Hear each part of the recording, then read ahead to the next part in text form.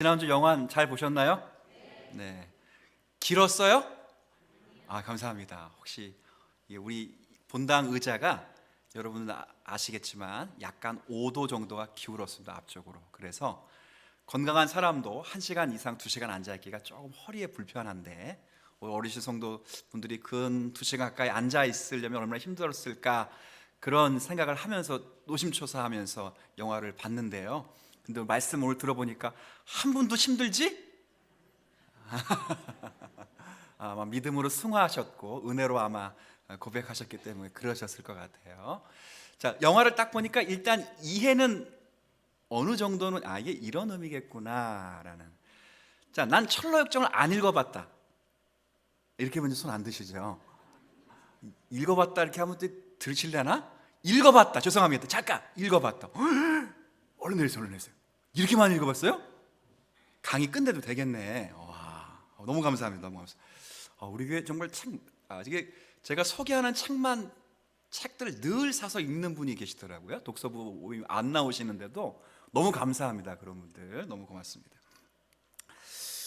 철로역정 오늘부터 20주 가량, 원래 양은 굉장히 분량은 많지만 영상을 근거로 해서 20주 가량 제가 이제 설명을 좀 드릴 텐데, 이제 오늘은 첫째 시간이어서 철로역정이 어떤 책이고 어떤 내용인가를 좀 개요 설명을 드린 다음에 다음 주부터 좀 설명드리려고 합니다. 자, 앞에 보시면 일단 그림이 3개가 딱 있어요. 잘 보이시나요? 자, 이 책입니다. 이 책 혹시 사셨어요? 제가 이거 판다고 해서 저에게 떨어지는 건 아무것도 없어요. 진짜 아무것도 없어요. 근데 제가 번역본 가운데 제일 나은 번역본이어서 추천한 것이고 이 책을 합니다. 이 책이 좀 어려우신 분들은, 우리 아이들이 있으면 리 마크볼 철로역정이 되게 간단해요. 여기 보시면 사파가 있어요. 사파. 그래서 리 마크볼, 이건 주목할 만한 뛰어난 철로역정 이런 의미인데, 이 책은 굉장히 간단하게 되어 있고 우화식으로 되어 있기 때문에 좀 더 읽기가 쉬워요. 자, 이 책 팔아도 제가 남는 건 하나도 없습니다. 제가 어제 한번 읽어봤는데, 쭉 봤는데 되게 쉽더라고요. 그러니까 혹시 초등학생, 제가 어제 시찬에 설문했어요. 제가 이거 너 다음 주까지 안 읽으면 죽는다 선물했어요. 되게 두려워하면서 봤던데 내가 다음 주까지 다 읽기로 했어요. 약속을 했어, 저랑. 그래서 기쁜 마음으로 제가 권유했습니다. 괜찮은 책인 것 같아요. 근데 자갑적이면 이 책을 하시면 돼요. 자, 이 책의 원래 표지는, 자, 중간 한번 중간에 이거예요. 앞에 딱 첫 장을 딱 열면, 이제 이 그림이에요. 이 그림. 자, 보이세요? 네. 자, 여기 이 사람이 누굴까요? 이 철로역정을 기록한 존 버니언 혹은 존 버년이라는 분이에요. 왜 이렇게 되지? 자, 뭐 하고 계세요? 잠자고 있어요. 책을 읽어보신 분들은 아시겠지만 첫 문장이 이거죠. 내가 거친 황야 사막길을 거닐다가 동굴을 발견하여, 동굴입니다. 동굴을 발견하여 그 안에 들어가서 뭘 꾸었다고요? 꿈을 꾸었다. 해석을 하면 이 꿈을 꾸고 있는 사람은 존 버년이고, 동굴은 뭘까 하면 감옥이에요. 감옥. 존 버년이 회심하고 목회자, 복음주의 설교자가 되어서 복음을 전하다가 영국 국교의 핍박을 받아서 12년 동안 옥에 갇혔는데, 그 12년 동안 옥에 갇히면서 굉장히 중요한 2권의 책을 쓰는데, 그 가운데 하나가 철로역정이라는 책이에요. 꿈 꿨다 그런 건 실제 꿈을 꿨다는 게 아니라, 게일이라고 하는 선교사가 철로역정을 한국어로 최초로 번역하면서 의미 부여를 할 때 꿈꾸는 건 생각했다 이 말이야. 그러니 존 버년이 복음을 전하다가 12년 동안 감옥에서 신앙의 여정을 생각하면서 지은 책, 그게 무슨 책이에요? 철로역정이에요. 그렇죠? 그래서 여기 보면 장차 올 일에 대하여 세상으로부터 순례자의 여로, 이렇게 앞에 쭉 돼 있는 다음에 꿈 생각하는 거예요. 옆을 좀 넘어오시면, 자, 혹시 옛날 분들 한번 읽어주세요. 시작. 털로력병. 자, 읽어주시겠어요? 철로역정, 그죠? 철로역정이에요.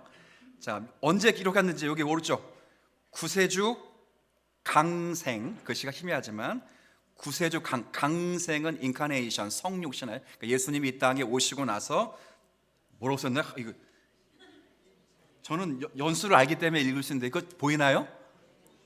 1895년 1895년에 철로역정이 우리나라 조선시대에 번역이 됐어요. 구한말 시대에. 선교사가 우리나라의 최초의 공식 선교사가 언제 들어왔을까요? 자, 요거 몇 년도로 해서 1895년 10년 앞당기면 인천 제물포 항에 감리교 선교사 아펜젤러와 장로교 선교사 언더우드라고 하는 한 분이 더 있죠. 언더우드는 총각이었고 아펜젤러는 결혼을 했으니 부부였어요. 이 세 명이 앞에 제물포항에 처음으로 발을 내딛었던 그날이 1985년 4월 5일 무슨 주일? 4월 달에 보통 뭐 있어요? 3월 달, 5월 달에 부활주일이에요. 부활주일.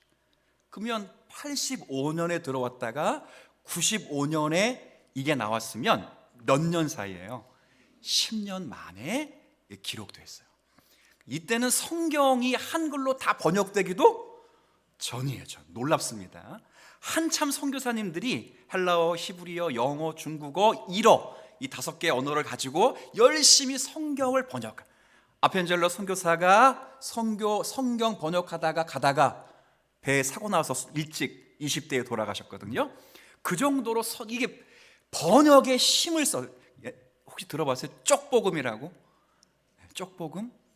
옛날엔 성경이 다 완권으로 된 게 있어? 아니어서 마가복음은 마가복음, 마태복음. 그러니까 그런 것이 나오기 전에 뭐부터 딱 철로역정에 먼저 완역이 됐어요. 이거 가지고 길선주 목사님도, 여러분 혹시 이성봉 목사님이라고 아세요? 이성봉 목사님도 이거 가지고 부흥의 사경에 인도했을 만큼 제가 말씀드리고 싶은 요지는 철로역정은 그만큼 우리 역사에서도 중요하다, 안 중요하다? 중요해서 많은 사람들을 깨우쳤던 중요한 책입니다. 조금 이따 더 설명 잠깐 드리면, 일단 저자에 대해서 조금 설명해 드릴게요. 자, 저자는 1628년, 지금부터 400년 전에 태어났어요. 어디서 태어났냐면, 글씨가 좀 보이시나요? 좀 이렇게 홍이라도 조금 보이시는 게 진짜 보이셔요? 네, 그러면 안 보여요? 아, 잘 보여요. 제가 저기 안 보여가지고 여러분이 안 보이는 줄 알았어요. 전 이거 보고 갈게요. 저 어디냐면 영국의 베드포드라고 하는 그 도시에 좀만 더 지나가면 엘스토어라고 하는 조그만 시골 마을에 태어났어요. 근데 수식어가 있어요. 뭐라고 하면 베드포드의 땜쟁이 존 버년이라고 되어 있죠. 이 사람 직업이 뭐예요? 땜쟁이에요. 아버지 직업이 땜쟁이거든요. 냄비 때우고 뭐 이런 땜쟁이에요. 그래서 그 아버지의 맏아들로 태어나서 아버지의 기업을 그대로 이어봤습니다. 그럼 물어볼게요. 가난했을까요? 부했을까요? 굉장히 가난했어요. 그래서 지금으로 말하면 초등학교도 제대로 졸업하지를 못했던 사람이에요. 그렇죠?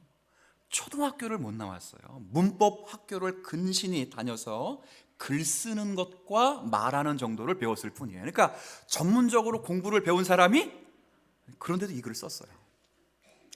존 버년이라는 사람은 그런 사람이에요. 근데 너무도 어려워서 여기 자신이 감옥에서 쓴 책이 철로역정만이 아니라 죄인 개수에게 넘치는 은혜라는 책도 썼거든요. 그러니까 이 책은 자신이 어릴 때, 청년 때 방탕하다가 어떻게 예수님의 은혜를 받아서 구원을 얻었는가를 쓴 영적 자서전이에요. 그러니까 엄청 방탕했어요.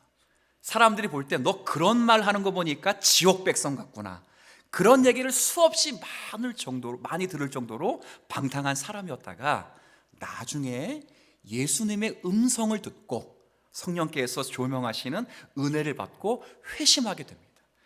회심하게 되고 이제 그가 복음주의 설교자가 되었다가 말씀을 전하는 가운데 국교회가 그 복음 전하는 것을 막았어요. 그래서 결국 12년 동안 아까 제가 설명했죠. 어디에 들어갔다고요? 감옥에 들어가서 12년 동안 생각하면 쓴 책 중에 하나가 바로 오늘 여러분에게 소개해드린 철로역정이라는 책이에요. 존 번연이 있는 반면에 여기 밑에 존 오웬이라고 한 분이 이런 말을 했습니다. 같이 한번 읽어볼까요? 시작. 사람의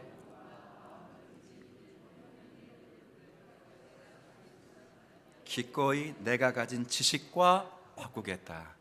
이 존 오웬은 존 번연이 태어나기 12년 전에 태어나서 마치 존 칼빈처럼 이 시대에서 하나님의 말씀에 대한 아주 높은 사상을 갖고 계신 분이에요. 저도 이분의 글을 읽고 목회에 많은 영감과 설교에 도움을 주시는 분이거든요. 근데 이분이 이야기했어요.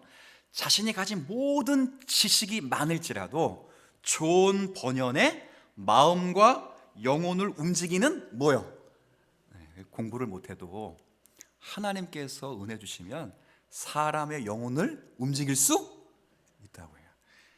오웬이 그게 너무 부러워서 존 번연의 그런 능력이 내게 있다면 내가 가진 모든 지식을 다 버릴 수도 있다. 그럴 정도로 존 오웬이 존 번연을 좋아했고 존경했다. 이제 그런 의미이기도 합니다. 그래서 이게 1885년에 들어와 1995년에 처음 쓰여졌잖아요. 근데 조금 더 역사에게 이왕했으니까 한번 생각해 보세요. 1995년에 이 책이 우리나라에 쓰여지기 때 우리나라는 이 조선이란 땅을 먹겠다고 사실은 1895년 4월 달에 청일 전쟁이 막 끝났어요. 그러니까 청나라와 일본이 우리 조선 갖겠다고 싸움을 하는데 어디서 싸워요 또? 조선 땅에서 싸워요. 그 전쟁이 막 끝났던 그때예요. 그리고 명성황후가 청나라가 지니까 러시아 편을 들잖아요. 그런 일본이 그게 마음에 안 들어가지고 여우 사냥하잖아요. 그래서 무장한 군인들이 경복궁에 쳐들어가가지고 민씨 명성황후를 시해했던 때가 1995년 철로역정에 쓰여진 그 해예요. 그 10월 달이에요. 그리고 그 전에 동학 운동이 일어나가지고 반일 감정이라 민족 운동이 막 일어난 아주 힘든 때예요. 조금 더 지나면 이제 민족 운동이 막 일어나서 감옥에 갇히는 일어나는데 그 한성 감옥이라는 곳에 갇힌 사람 가운데 2명의 유명한 사람이 있습니다. 철로역정과 관계돼서 한 사람은 이상제라는 분이에요. 들어봤어요, 학생들? 독립운동가 이상제 들어봤어요? 네. 그러면 여러분들은 들어봤나요? 이승만 들어봤어요? 우리 중고등부 들어봤어요? 이승만 전 대통령, 초대 대통령이 민족 반일 운동하다가 1905년인가요? 한성 감옥에 5년 7개월 동안 수감됩니다. 근데 이분이 어느 학교를 나왔냐면 배제학당을 배제학당은 우리나라 최초로 들어온 감리교 선교사인 아펜젤러 선교사님이 세운 학교예요. 그러니 이분이 학교를 다니면서 당연히 예배를 드렸을 것이라고 생각들지만 어머니의 요청을 따라 절대 그 학교에 가서 학문은 배우되 서양 귀신은 믿지 말라. 그래가지고 예수를 안 믿었어요. 안 믿었다고. 이승만 대통령이 안 믿었어요. 이땐 청년이 20대 꽃다운 청년이었어요. 근데 민족 운동을 하다가 감옥에 갇혔을 때 선교사가 그를 가르치는 선교사가 성경은 못 집어넣으니까 그때 이상제 이승만 대통령에게 보내준 수십 권의 책 가운데 하나가 자 읽습니다. 시작. 철로역정이라는 책이에요. 이승만 대통령이 자신이 철로역정을 읽고 회심하게 되고 예수 그리스도를 구주로 영접하게 되는 거예요. 제가 이승만 대통령 얘기 1시간 더 할 수 있는데 하면 막 싫어하는 사람도 있더라고. 왜 싫어하는지 모르겠어요. 좋죠? 공은 공이고 산은 사니까 분명하게 하셔야 돼요. 그때 이승만 대통령이 이것을 통해서 예수를 알게 됩니다.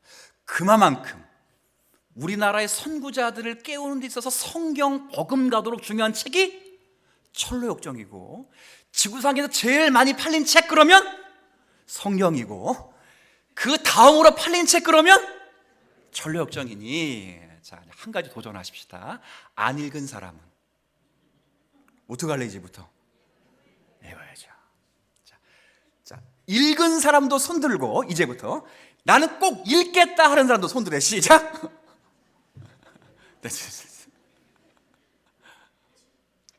큰일 나요. 안 읽으면 큰일 난다고.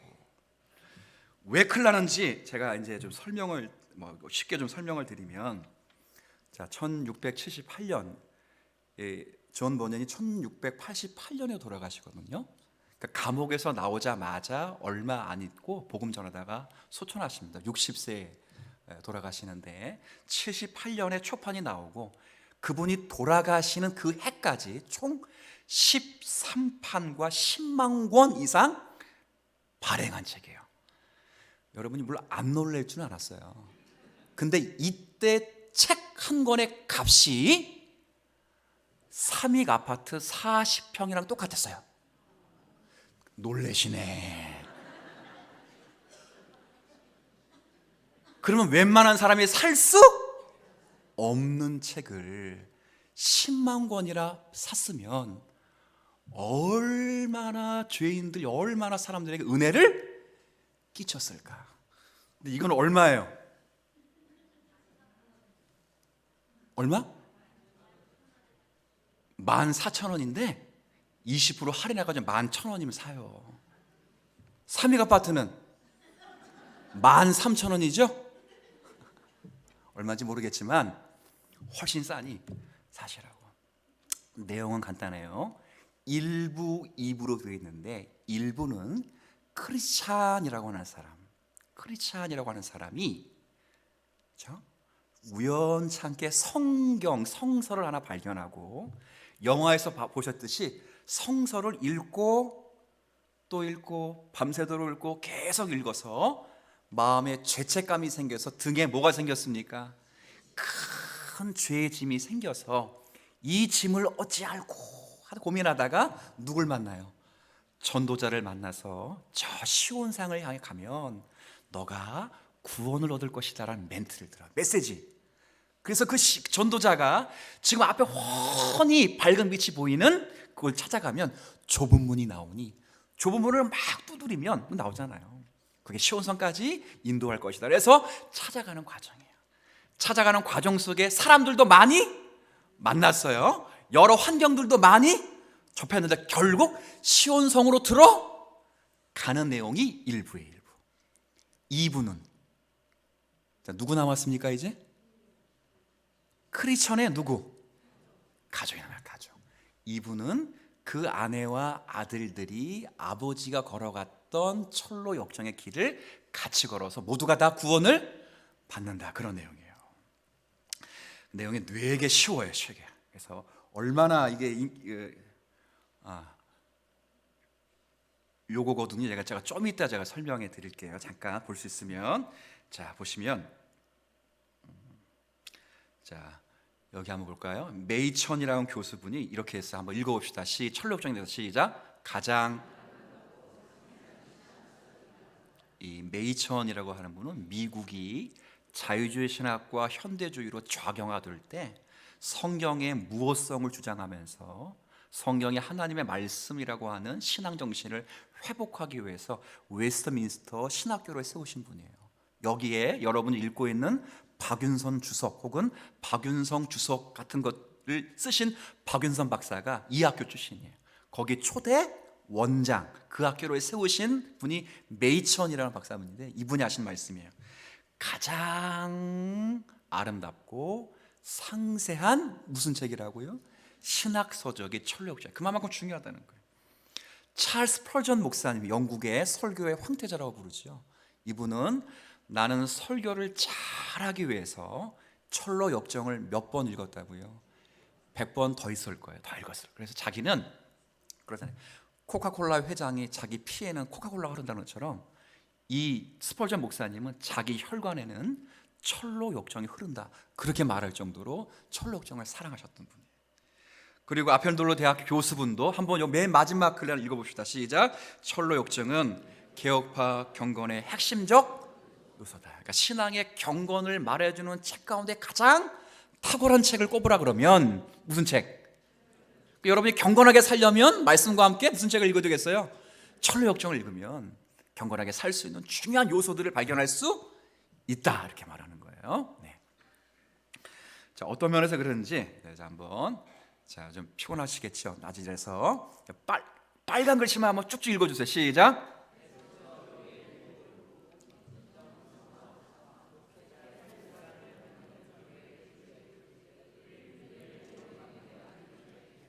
네.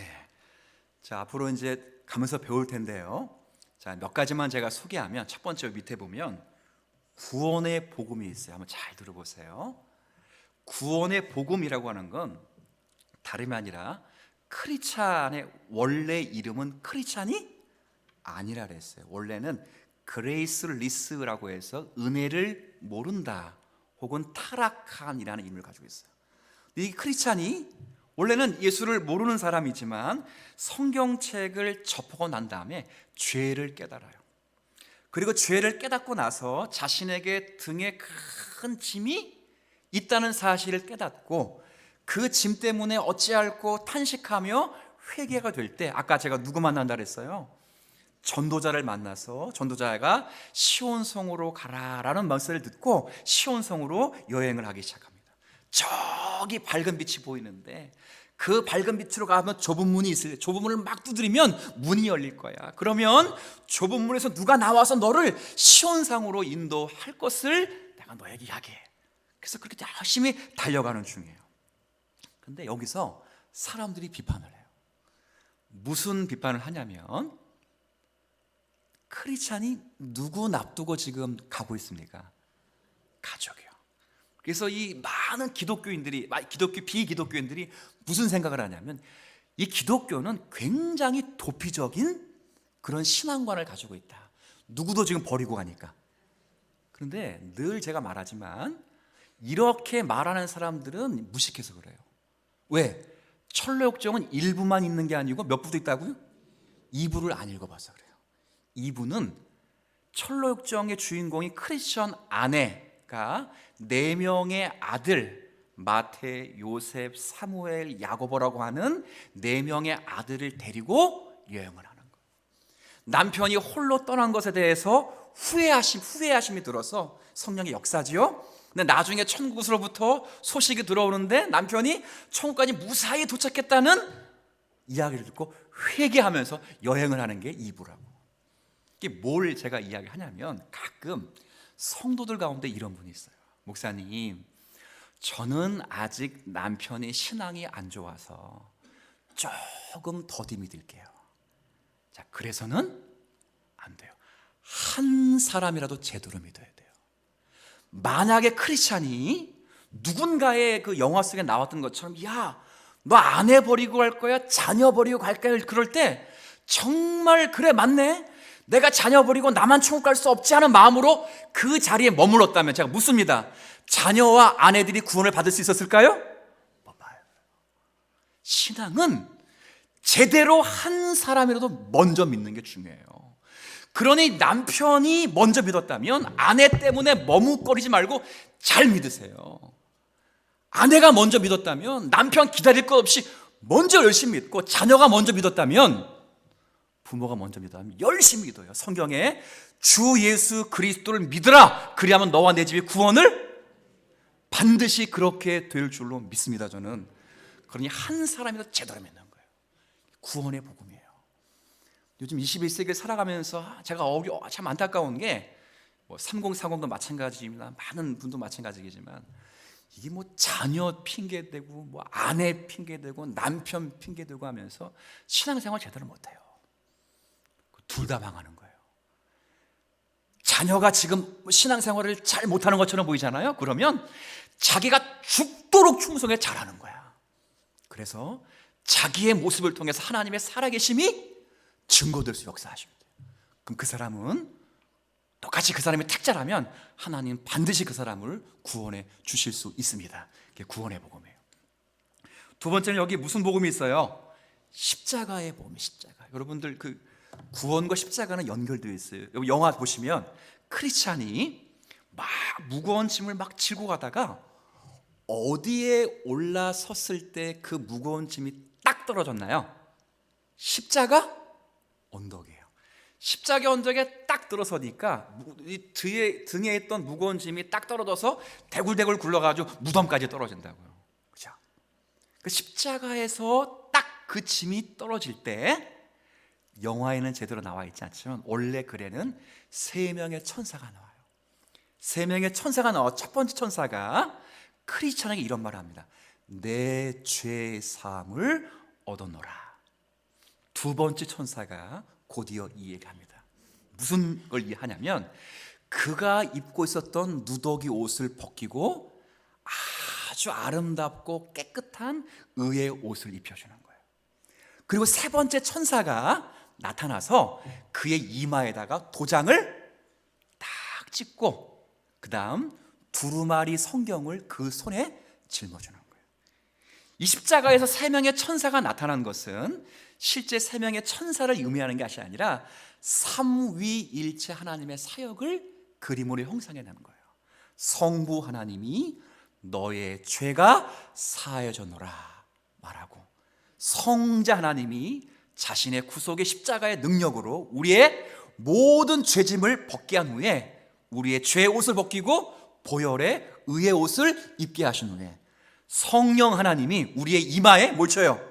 인을 탁 쳐서 너는 하나님의 백성이라 말하고 우리에게 성경을 들려주셔서 성령의 조명으로 말씀을 깨닫게 하시는 하나님의 은혜를 잘 보여주는 게 십자가 언덕이에요.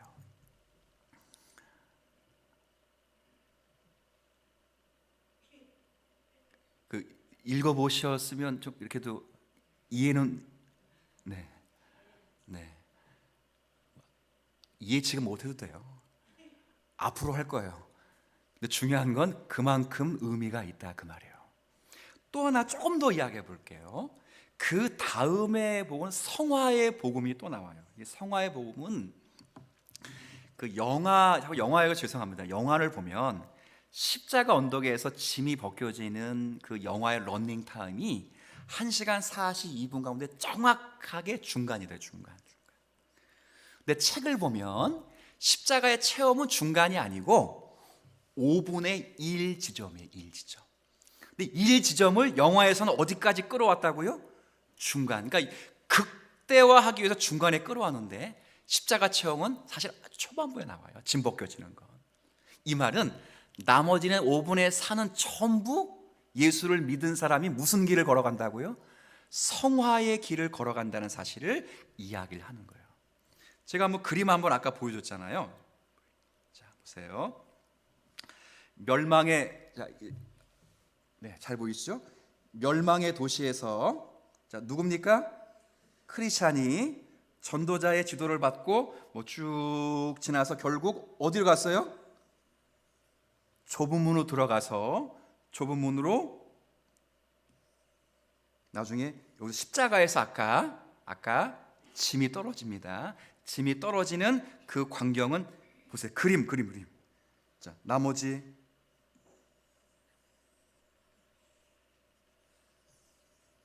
자, 이만큼이 길어요. 이거 왜 그래 이거? 근데 영화는 이게 어디가 있다고 딱 재미를 위해서 이렇게 재미를 위해서. 근데 5분의 1밖에 안 돼. 나머지는 다 성화의 복음이에요. 성화의 복음. 가다 보면 재밌어요. 자, 보세요. 십자가를 딱 지나고 나아가면 3명을 만나요. 한번 읽어보실까요? 단순, 그 다음 나태, 거만. 이게 천박이라고도 번역. 단순, 나태, 거만. 이 사람들이 십자가 언덕을 지나자마자 졸고 있어요. 졸고. 왜 졸고 있을까? 너무 단순해서 생각을 안 하는 거예요. 그러니까 말씀 들어도 생각 안 하는 분이 있어요. 그죠? 너무 그다음 나태해서 영적인 잠을 자는 거예요. 또 너무 거만해서. 우리가 십자가의 복음을 들었음에도 불구하고 우리가 신앙의 여정 속에서 영적인 잠에 빠질 수 있다. 옆 사람 보세요. 지금 자는 것처럼 영적인 잠에 빠질 수 있어요. 누구나 빠질 수. 이건 뭐라 그런 게 아니에요. 근데 왜 빠지느냐? 생각하지? 뭐해서? 나태해서. 그러니까 성화의 복음을 지속적으로 알죠. 자, 조금 더 지나가면 자, 누구 나왔어요 여기? 위선하고 허례 형식에 나오죠. 이 사람들은 정로의 길을 걷지 않고 담을 넘어. 야, 빨리 천국 가면 되지. 무슨 정로의 길이 중요하냐. 체험신학에 치우쳐서 말씀의 길을 제대로 걷지 않는 사람, 결국 나중에 멸망의 길로 걸어가는 그런 안타까움을 맞게 됩니다. 조금 더 지나면, 자, 여기 무슨 언덕이 있어요? 또 고난의 언덕이 딱이돼. 고난의 언덕에 가면 크리스찬이 너무 피곤해가지고 고난의 언덕 그 위에 휴식정이라는 곳이 있어요. 거기 잠시 피곤하니까 뭐 할 수 있을까요? 휴식을 취했다고. 근데 잠을 자다가 벌떡 일어나가지고 막 달려가다 보니까 뭘 두고 왔냐면 십자가에서 세 번째 천사가 이마에 인치고 철력정 길을 가는 크리스찬에게 주었던 두루마리 성경을 놓고 온 거예요. 다시 막 거꾸로 달려가지고 뭐 찾으려고. 무슨 말이에요? 신앙의 길 가다가 우리가 말씀을 잊어버릴 수도 있고, 말씀 없이 맹목적으로 신앙생활을 할 수 있고, 심지어는 설교를 하면서도 말씀의 의미를 깨닫지 못할 수도 있다. 그런 여정을 겪을 수 있어요. 하나만 더 보죠. 자, 가다 보면, 자, 그 다음에 누가 있냐면 여기 보시면 누가 있어요? 또 겁쟁이. 이 사람들 불신 겁쟁이가 나와요. 왜 이 사람들 거꾸로 가? 왜 거꾸로 갈까? 여기 뭐가 있어요 지금? 사자가 너무 무서워가지고 겁쟁이가 다시 뒤로 가는 거예요. 불신도 가는 거예요. 우리 신앙생활하다가 전진 못하는 것도 똑같죠?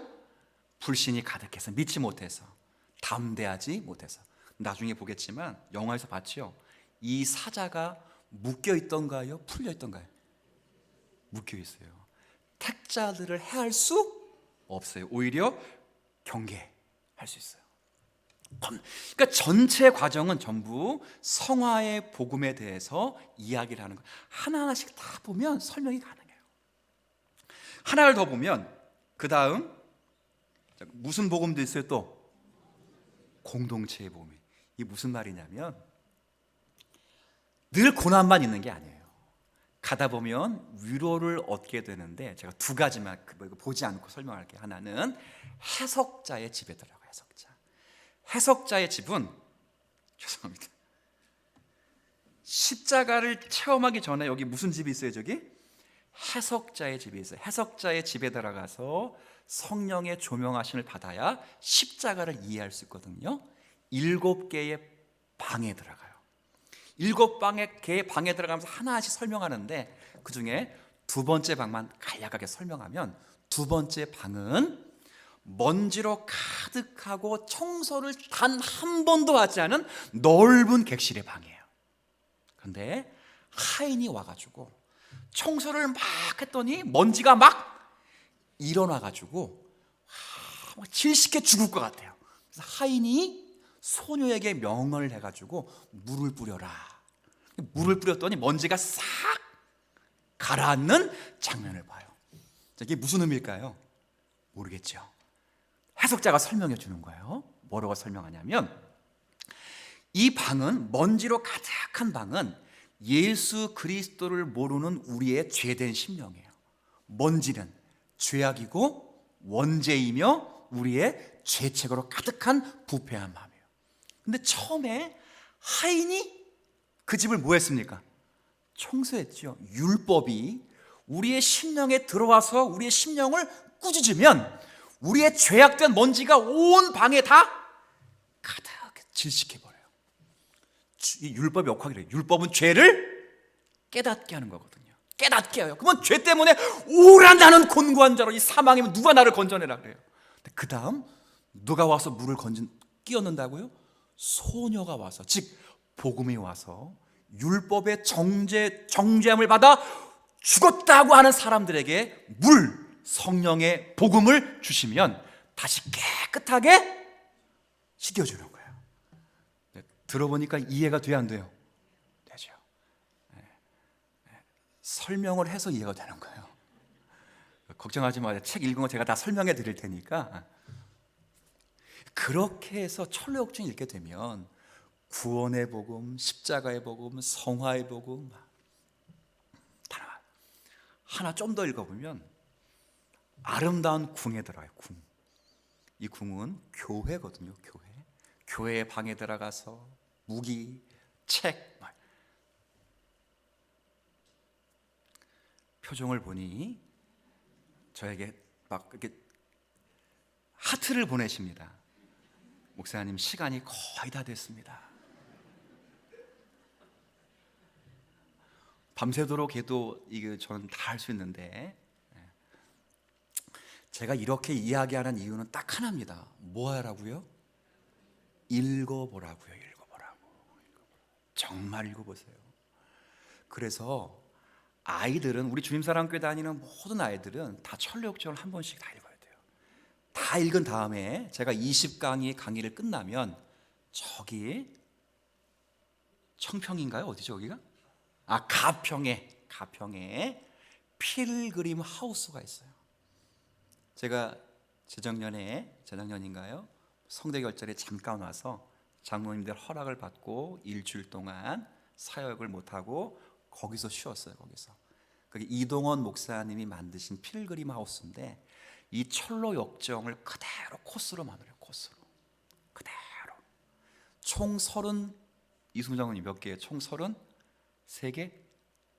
33개 그냥 맞다고 쳐 그냥, 그죠? 33개 아니면 31인데 33개의 여정을 길게 만들었어. 저는 해설을 듣지 않고 그냥 갔지만 해설사가 해설을 하고 들으면 1시간 얼마예요? 1시간 반? 1시간 반 정도 코스면 은혜를 받아. 그리고 마지막 요단강을 건너서 시온성에 딱 입장하면 막 반겨져 사람들이 막. 그리고 맛있는 점심을 먹으러 가는 거야. 코스가 그래. 그럼 점심값 비싸냐? 6,000원밖에 안 해. 뷔페인데 무진장 맛있어. 거기 한번 데리고 가려고요. 대신 거기 간다고 제가 인수대로 받는 거 아니에요? 전혀. 제가 이동원 목사님하고 악수해본 경험은 있어도 저는 그분을 안 해도 그분이 저를 모르기 때문에 저는 아무 관계 없어요. 그분은 유명하지만 난 안 유명해서 몰라요. 근데 그만큼은 좋다 그 말이에요. 그분은 왜 수백억을 투자해서 그걸 만들었을까요? 그만큼 철로역정을 통해서 은혜를 많이 받았고요. 실제로 철로역정 프로그램을 하는데 부모와 자녀가 관계가 깨진 사람들이 그 학교 나와 잠깐 3일 동안 철로역정 훈련 받으면 관계가 회복되고요. 부부관계 깨져서 이혼의 위기 속에 있는 사람이 철로역정 훈련 받으면 부부관계 회복되고요. 오은영 박사 만날 필요도, 그분 만나면 한 번 10분 강의 듣는데 상담 받는데 200만 원이거든요. 뭘 또 놀래고 그래요. 그 정도 받지. 근데 거기 가면 그거 없어. 그냥 그만큼 하나님이 좋은 번연, 초보는요, 이분이 초등학교 제대로 못 나와서 글자가 맞춤법이 많이 틀린 글이야 사실. 그런데도 하나님이 영감을 주시니까 이런 글을, 성경의 여행을, 철로역정 같은, 우리가 어떻게 천국의 길을 가는지 상세하게 설명하는 글을 하나님 만들어 주신 거예요. 섭리예요, 섭리. 읽어야죠. 영화를 다 보고 어떤 집사님이 저에게 그랬어요. 목사님, 천국 가는 게 그렇게 어려워서야. 영화 다 보고 있다는 거예요. 그리고 없더라고. 야, 천국 가는 게 그렇게 어렵군요. 근데 잘 들으세요. 천국 가는 게 그렇게 어렵다는 게 그 영화가 아니라 하나님이 택함받은 백성들은 그런 모든 과정을 하나님이 겪게 하셔서 우리를 성숙시키시고 성화시켜 찬란한 시온성에 들여 보내주신다는 거예요. 능히 승리할 수 있다는 거예요. 그래서 여행을 보면 전도자가 말하죠. 도움은 멀리 있는 게 아니라 어디에 있다고요? 가까이에 있다. 거듭거듭하는 말이에요. 어떻게 그 길을 갔지? 나 천국 어떻게 들어가지? 그게 아니야. 아무나 못 들어가는 게 아니라 누구든지 하나님의 선택을 받은 백성들은 거기 들어와요. 존 버년이 쓴 책 가운데 철로 역정은요, 선택받은 백성들이 가는 길이고 유기 역정도 있어. 교회 가운데 선택받지 못한 백성들이 어떻게 멸망의 지옥에 가게 되는가, 그것도 있다고요. 여러분들은 이 은혜를 이미 받았다고. 그러니 받은 은혜답게 우리가 어떤 길을 걸어가는지를 이 책을 통해서 잘 배워서 우리의 믿음길이 승리의 길, 기쁨과 감사의 감격의 길이 되는 저와 여러분이 다 되시기를 주님의 이름으로 부탁을 드리겠습니다.